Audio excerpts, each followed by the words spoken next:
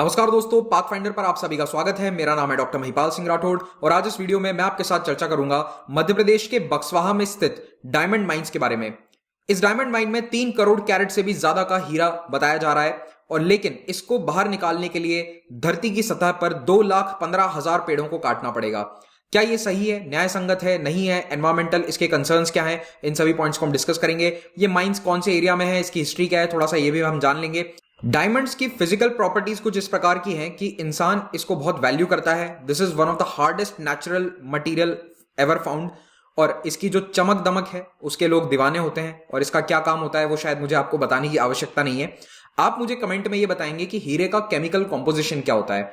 और याद रखिएगा कि पाथ फाइंडर को सब्सक्राइब जरूर करें। सब्सक्राइब बटन पर क्लिक नहीं किया है तो do subscribe and press the bell icon right now. तो मध्य प्रदेश के बक्सवाहा नाम की एक जगह है छतरपुर जिले में, वहां पर 3 करोड़ कैरेट से भी ज्यादा के हीरे डिस्कवर किए गए हैं, लेकिन अब उसको बाहर निकालने के लिए ऊपर सतह पर लाखों पेड़ों की बलि देनी पड़ेगी। आइए अब आपको मैप में दिखाता हूं कि ये कौन सी जगह है जिसकी हम बात कर रहे हैं।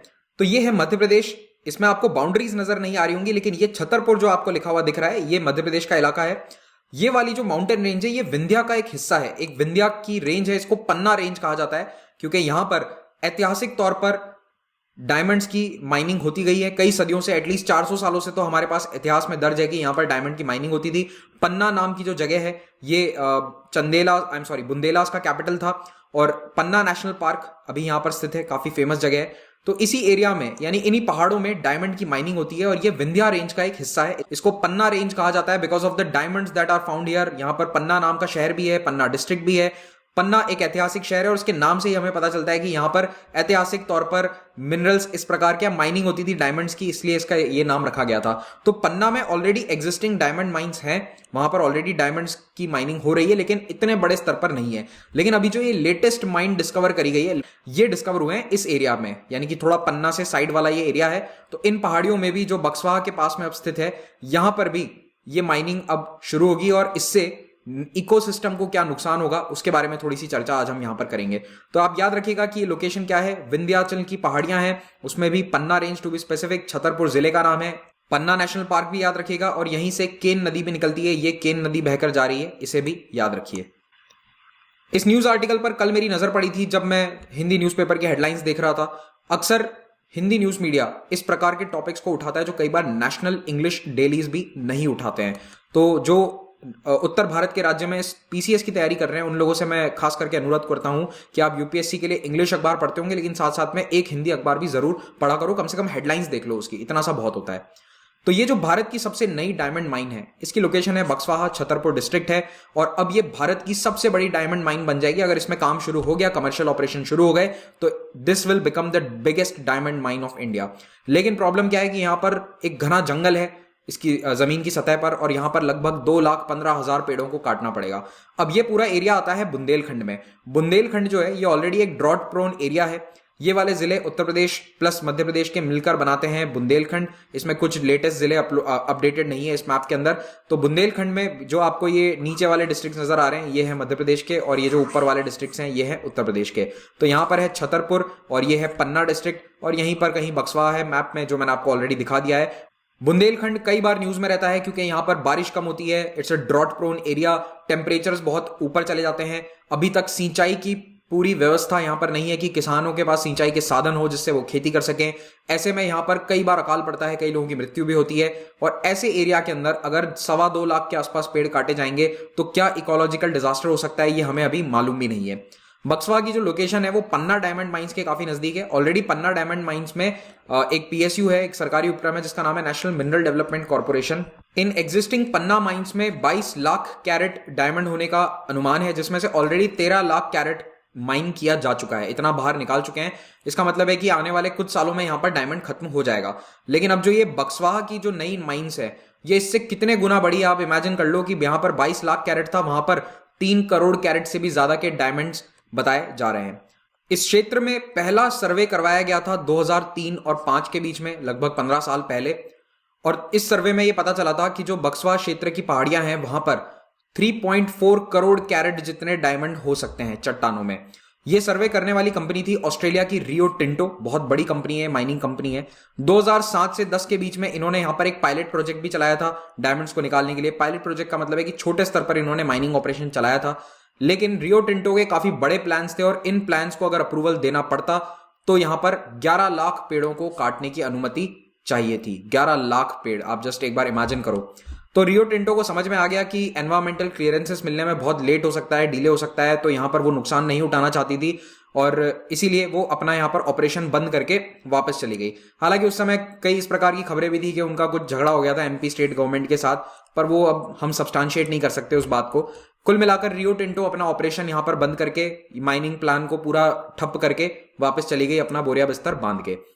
2019 में मध्य प्रदेश में कमलनाथ सरकार आती है पावर में और इन्होंने फिर से इस माइंस को ओपन करने के लिए एक नया टेंडर इनवाइट किया और कंपनीज को बुलाया गया कि आप में से जो चाहे यहां पर आकर माइनिंग कर सकता है। तो उसके लिए टेंडर जब डाला गया तब दो बड़ी बड़ी कंपनियां हैं जिन्होंने इसके लिए बिड करी थी, मतलब और भी कंपनीज थी बट ये दो मेजर कंटेंडर्स थे। एक तो था अडानी ग्रुप और दूसरा था बिरला ग्रुप, आदित्य बिरला ग्रुप। तो आदित्य बिरला ग्रुप की एसएल माइनिंग कंपनी ने ये बोली जीत ली। 55,000 करोड़ रुपए का ये कॉन्ट्रैक्ट है जिसमें से 42% रॉयल्टी जाएगी मध्य प्रदेश सरकार को। 23,000 करोड़ रुपए के आसपास मध्य प्रदेश सरकार को रॉयल्टी मिलेगी इस माइन से। तो इतना बड़ा राजस्व का सोर्स कोई नहीं छोड़ना चाहता।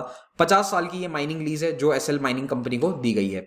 पिछले साल जब पैंडेमिक शुरू हुआ था उस समय लग रहा था कि डायमंड का व्यापार शायद एक बहुत अच्छा बिजनेस नहीं होगा भविष्य के लिए, लेकिन डायमंड की प्राइसेस का फोरकास्ट ये है कि 2022 और 24 में फिर से ऊपर चले जाएंगे और इसीलिए जो डायमंड प्राइसेस बढ़ेंगे उनकी संभावना को लेकर ये बिजनेस काफी ल्यूक्रेटिव है। अभी एक्चुअली डायमंड्स जो हैं ये इसलिए भी सेल कम हो गई थी क्योंकि शादी वगैरह नहीं हो रही, शादियों के बड़े बड़े समारोह नहीं हो रहे थे, लोग इतना एक्सपेंस नहीं कर रहे थे, तो इसलिए थोड़ा सा डायमंड की सेल पर असर डेफिनेटली आया था, लेकिन भविष्य में फिर से ये ऊपर जाएगा। और भारत में क्या है कि डायमंड की नाम मात्र माइंस हैं, बहुत ही कम है, तो भारत के अंदर अगर डायरेक्टली किसी को डायमंड का सोर्स मिलता है तो वो कोई भी कंपनी उस ऑफर को नहीं छोड़ना चाहेगी। लेकिन अब बात करते हैं इसके एनवायरमेंटल इंपैक्ट का। एसएल माइनिंग ग्रुप ने सरकार से बोला है कि हमें 62.64 हेक्टेयर जो जमीन है, सागोरिया गांव है बक्सवा के पास में, उतने में तो हमें माइनिंग करनी है। ये डायमंड एक्सट्रैक्शन होगा इतनी जमीन पे, कितने पे, 62 हेक्टेयर की जमीन पे।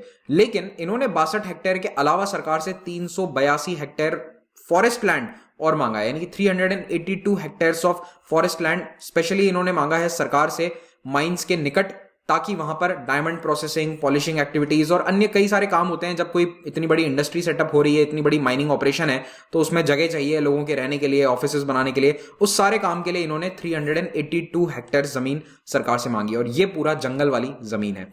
तो 382 हेक्टेयर्स ऑफ फॉरेस्ट लैंड, इस 382 हेक्टेयर में 2,15,000 से भी ज्यादा पेड़ हैं और ये पेड़ बहुत ही अलग अलग प्रकार की रेयर वैरायटीज की स्पीशीज के पेड़ हैं और इनमें से कई पेड़ केवल पन्ना रीजन में पाए जाते हैं। फिर यहां पर कई सारी वाइल्ड लाइफ भी है, डियर, सांभर, लेपर्ड्स। इनफैक्ट सरकार की खुद की एक जो पुरानी रिपोर्ट है मध्य प्रदेश सरकार की, उसमें बताया गया था कि इस एरिया में लेपर्ड्स हैं, लेकिन जब ये कॉन्ट्रैक्ट देने की बात आई उसके बाद एक रिपोर्ट आई थी तो बताया गया कि यहां पर कोई वाइल्ड लाइफ नहीं है, जो भी वाइल्ड लाइफ है वो बगल में पन्ना नेशनल पार्क में है। इस एरिया में, बक्सवा वाले एरिया में कोई भी वाइल्ड लाइफ नहीं है, जबकि 5 साल पुरानी रिपोर्ट में था कि यहां पर लेपर्ड्स भी मौजूद हैं। तो यहां पर डेफिनेटली वाइल्ड लाइफ है और इस एरिया में अभी ऑलरेडी एक थ्रेट है Ken Betwa river interlinking project के कारण। इसके कारण यहां पर लगभग 23 लाख पेड़ पन्ना रिजर्व के डूब सकते हैं और बुंदेलखंड एक्सप्रेसवे बन रहा है, वहां पर भी लगभग 2 लाख पेड़ काटे जाएंगे हाईवे बनाने के लिए। तो इतना डिफॉरेस्टेशन एक ऐसे एरिया में जो ऑलरेडी ड्रॉट प्रोन है, वहां पर इसका क्या इंपैक्ट होगा, टू बी ऑनेस्ट एक्सपर्ट्स को भी नहीं पता। डेफिनेटली नेगेटिव इंपैक्ट ही होगा, लेकिन कितना नेगेटिव होगा, कितना भयावह होगा, यह अभी हमें भी नहीं मालूम है। तो इतने बड़े स्तर पर डिफॉरेस्टेशन जब होता है ड्रॉट प्रोन एरिया में, तो एक तो देखो सैलिनिटी बढ़ेगी जमीन की, ये तो तय है, और लैंड डिग्रेडेशन होगा। ऑलरेडी बुंदेलखंड का काफी बड़ा हिस्सा डिग्रेडेड लैंड है, वहां पर खेतीबाड़ी काफी मुश्किल है, इस प्रकार की जमीन और ज्यादा बढ़ जाएगी। तो एग्रीकल्चर यानी खेतीबाड़ी और ग्राउंड वाटर पर जो इसका इंपैक्ट है वो डेफिनेटली आने वाला है। लेकिन अब ये जो कंपनीज हैं या सरकार है, ये क्या कह रहे हैं कि हम उतने ही एरिया में एफॉरेस्टेशन करेंगे, यानी कि हम इतने ही एरिया में नए पेड़ लगाएंगे।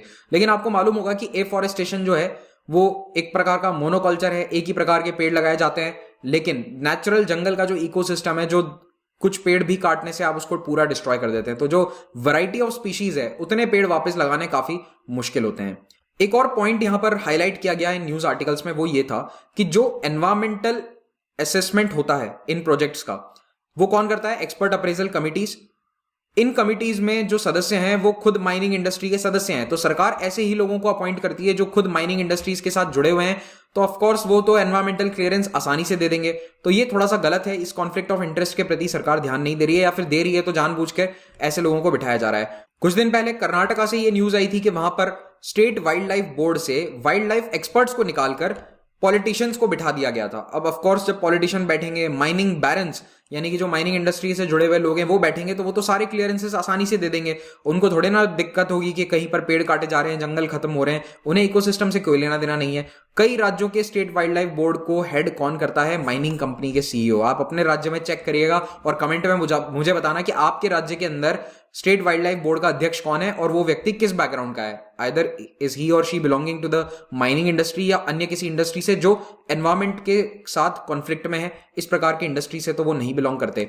और ये कोई भारत का मुद्दा नहीं है, इस प्रकार के जो प्रॉब्लम्स हैं वो दुनिया भर में रेज किए जा रहे हैं। कनाडा में जो फर्स्ट नेशन यानी कि वहां के जो अबॉरिजिनल्स हैं वो ये कह रहे हैं कि डिबियर्स माइनिंग कंपनी जो है, जो हीरो की माइनिंग करती है, उसने उनकी ट्रेडिशनल टेरिटरी में कई सारा वेस्ट डंप किया है।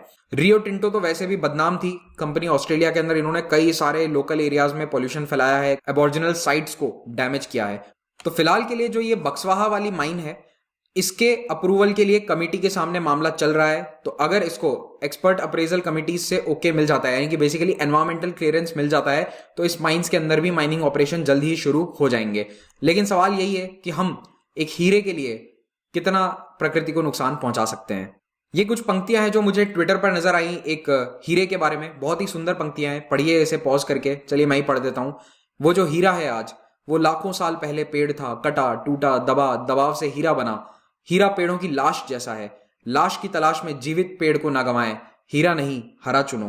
तो इसी के साथ ये लेक्चर समाप्त होता है। आपकी जानकारी के लिए बता दूं कि अनअकैडमी ग्रुप का मेगा सब्सक्रिप्शन ऑफर 28 अप्रैल तक जारी है। अगर आप अप्रैल में सब्सक्रिप्शन परचेस करते हैं यूपीएससी का 1 साल के लिए, तो आपको 4 महीने की एक्स्ट्रा वैलिडिटी मिलेगी। सेम ऑफर 23 के प्लान के लिए है और यहां पर आपको 10% एक्स्ट्रा डिस्काउंट मिलेगा अगर आप कोड यूज करते हैं महिपाल। मेगा सब्सक्रिप्शन ऑफर के तहत एस्पिरेंट्स के लिए एक और सौगात लेकर हम आए हैं। अगर आप 14 अप्रैल तक कोर्स को परचेस करते हैं तो आपको प्रिंटेड बुक्स मटेरियल भी मिलेगा। 20 बुक्स हैं जो अनअकैडमी के बेस्ट एक्सपर्ट्स के द्वारा तैयार करी गई हैं।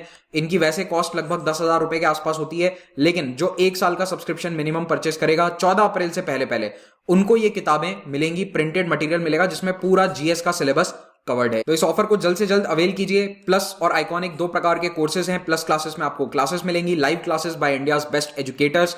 आइकॉनिक में आपको क्लासेस प्लस एक मेंटोर और मिलेंगे जो आपकी यूपीएससी मेंस के लिए आंसर राइटिंग प्रैक्टिस करवाएंगे, आपको डे टू डे गाइड करेंगे, यानी कि आपका हाथ पकड़कर आपको यूपीएससी की जर्नी में आगे ले जाने के लिए ये मेंटोर्स आपके लिए हमेशा उपलब्ध रहेंगे। और इन सब्सक्रिप्शन में आपको ये वाली प्राइसेस पे नहीं करनी है। Use the code and get 10% discount. अगर आप ऑप्शनल की तैयारी करना चाहते हैं तो I think the best way to go forward is to go with a combo plan. यहाँ पर जीएस प्लस ऑप्शनल दोनों के लिए कोर्सेज आपके अवेलेबल हैं और इसमें आपको कुछ प्राइस का बेनिफिट मिलेगा। अलग अलग लेंगे तो थोड़ा महंगा पड़ेगा, कंबाइंड कोर्स लेंगे तो it will be beneficial to you. यहाँ पर नो कॉस्ट ईएमआई भी अवेलेबल है। And again do not pay this price, use the code Mahipal and get a flat 10% discount.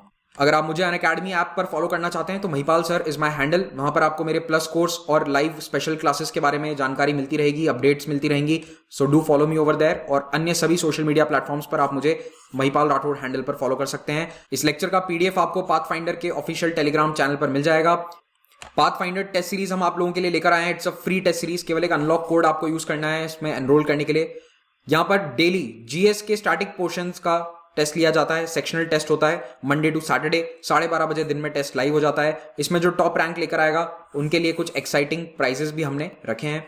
बड़े प्राइज जीतने हो तो अनअकैडमी कॉम्बैट में हिस्सा ले लो। हर रविवार 11 बजे होता है। यहां पर 4 करोड़ का स्कॉलरशिप पूल है और जो टॉप 500 रैंकर्स हैं उन सभी के लिए कुछ ना कुछ यहां पर स्कॉलरशिप हमने रखी है। तो अगर आप अफोर्ड नहीं कर सकते कोर्सेज को तो अनअकैडमी कॉम्बैट में हिस्सा लेकर थोड़ी टॉप रैंक लाओ, थोड़ी सी मेहनत करो, थोड़ा फाइट मारो और यहां से आप स्कॉलरशिप ले जा सकते हैं। चलिए इसी के साथ आपसे अलविदा लेते हैं। Thank you very much for watching this. Do subscribe to pathfinder.